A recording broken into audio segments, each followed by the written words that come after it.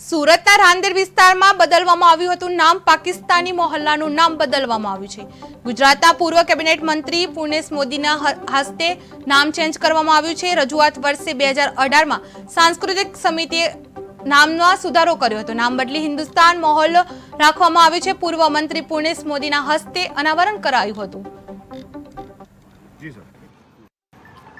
15 August 1947ના દેશમાં વિભાજન થયું, પાકિસ્તાન અસ્તિત્વમાં આવ્યું, પરંતુ જે તે વખતે સિંધ પ્રદેશના લોકો, જે સિંધી સમાજના લોકો ભારતના અનેક વિસ્તારમાં ગયા, એ પૈકી અહીંયા સુરતમાં પણ રામનગર વિસ્તારમાં સિંધી સમાજ આવ્યો, વસ્યો, અને ત્યાર પછી આજે આટલા બધા વર્ષો પછી જ્યારે અહીંયાના એક શેરીનું નામ એ લોકવાયકા મુજબ શરત ચૂકથી પાકિસ્તાની મોહલ્લો થઈ ગયું હતું, લોકો પાકિસ્તાની મોહલ્લા તરીકે ઓળખવા લાગ્યા હતા, ત્યારે 2015-16થી કાર્યવાહી કરીને, ચર્ચા કરીને 2017માં આપણે જ્યારે મારી ગુજરાત સરકારમાં સંસદીય સચિવ તરીકે જવાબદારી હતી, પત્ર વ્યવહાર કર્યો, અને 2018માં મહાનગરપાલિકાની સાંસ્કૃતિક સમિતિમાં આ મોહલ્લાનું નામ હિન્દુસ્તાની મોહલ્લો કરવામાં આવ્યું। અને આજે આપ જોઈ શકો છો કે 15 ઓગસ્ટના આગલે દિવસે 14 ઓગસ્ટ અખંડ ભારત સ્મૃતિ દિવસ, એને વિભાજનની વેદના તરીકે પણ આપણે જ્યારે એને આ વેદનાને વાચા આપવાનું કામ સૌથી વધુ સહનશીલ